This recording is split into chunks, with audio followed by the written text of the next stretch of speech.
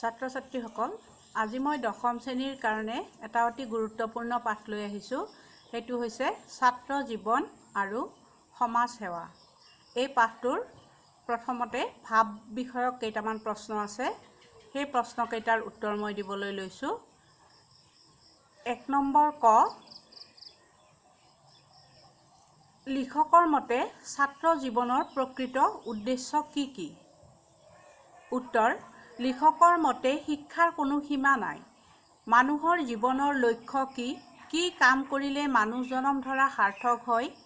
সাংসাৰিক জীৱনত কি উপায়েৰে কাম কৰিলে কৃতকাৰ্য হ'ব পাৰি? মুঠতে এনেবিলাক বিষয়ৰ জ্ঞানকে শিক্ষা বুলিব পাৰি। ছাত্ৰ জীৱনত একাগ্ৰ চিত্তে এই জ্ঞানবোৰ আহৰণ কৰাটোৱেই প্ৰকৃত উদ্দেশ্য হোৱা উচিত। এইটো ১ নম্বৰ ক। এবাৰ আহিল ১ নম্বৰ খ। বৰ্তমান প্ৰচলিত শিক্ষাৰ দোষ কি কি? উত্তৰ: বৰ্তমান আমাৰ যি শিক্ষা ব্যৱস্থা, ই কোনো কামৰ শিক্ষা নহয়। অৰ্থাৎ আমাৰ শিক্ষা ব্যৱস্থা কাৰ্যকৰী বা ব্যৱহাৰিক শিক্ষা নহয়। লিখকৰ মতে আমাৰ শিক্ষা ব্যৱস্থা বৰ্তমান সময়ৰ লগত খাপ খোৱা বিধৰ শিক্ষা নহয়। উদাহৰণস্বৰূপে, ছাত্ৰই কিতাপত পঢ়িব, দুখীয়াক মৰম কৰিবা। শিক্ষকে সুধিব, দুখীয়া দন্তন্য নে মূৰ্ধন্যাৰ ড? নাইবা খত হস্ৰ ইকাৰ নে দীৰ্ঘ ইকাৰ? কিন্তু এই কথা পঢ়ি গৈয়ে যদি ছাত্ৰ বা ছাত্ৰীয়ে দুখীয়াক বাটতে তিৰস্কাৰ বা বিদ্ৰূপ কৰে, তালৈ চকু দিয়াটো যেন শিক্ষকৰ কাম নহয়।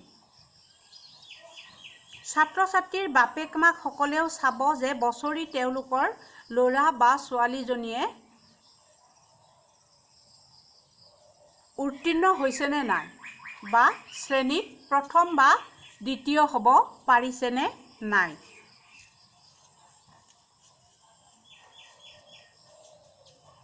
সেইদৰে শাৰীৰিক শিক্ষাৰ বিষয়তো দেশৰ পঢ়াশালীসমূহত ভেকু ভাওনা সদৃশ পৰিস্থিতিৰ উদ্ভৱ হোৱা দেখিবলৈ পোৱা যায়।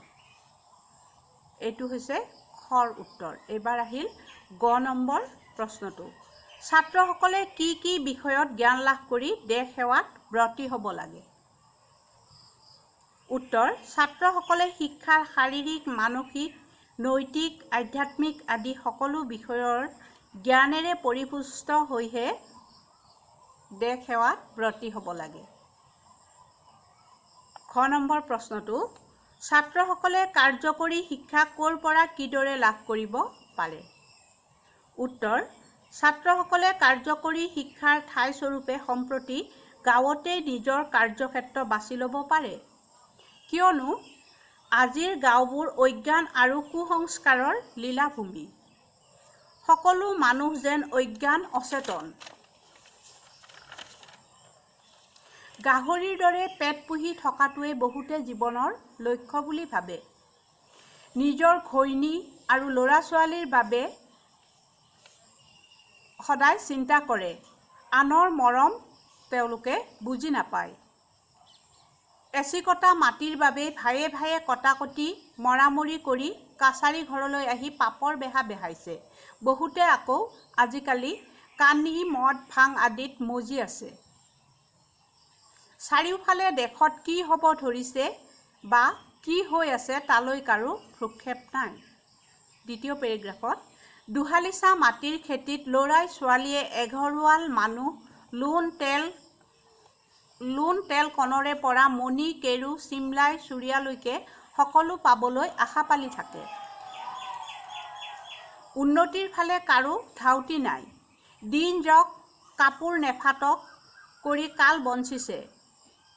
উদৰ ৭ পুৰুষ মৰিল কেঁচা মাছ খাই, বান্দৰৰ ৭ পুৰুষ মৰিল ডাল কোবাই। এই বচন মাতি নিজকে উদ আৰু বান্দৰৰ শাৰীত বহাই ৰাখিছে। একেডোখৰ মাটিতে সাৰ জাবৰ দি কেনেকৈ তাৰ পৰা সৰহ শস্য উলিয়াব পাৰি, কেনেকৈ গৰু জাতিটোক ভালদৰে পোহপাল দি নিজৰ অৱস্থা অলপ টনকিয়াল কৰিব পাৰি, লোকৰ হাত মুখলৈ নাচাই কেনেকৈ নিজে নিজৰ লাজ নিবাৰণ কৰিব পাৰি তালৈ মন কাণ নাই।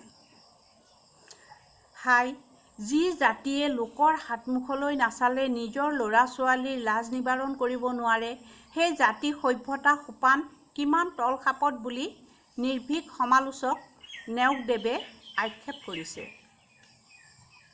ছাত্ৰসকলে গাঁৱত সোমাই ঘৰে ঘৰে গৈ বুজাই বঢ়াই অশিক্ষিত লোকসকলৰ চকু মুকলি কৰিব লাগিব।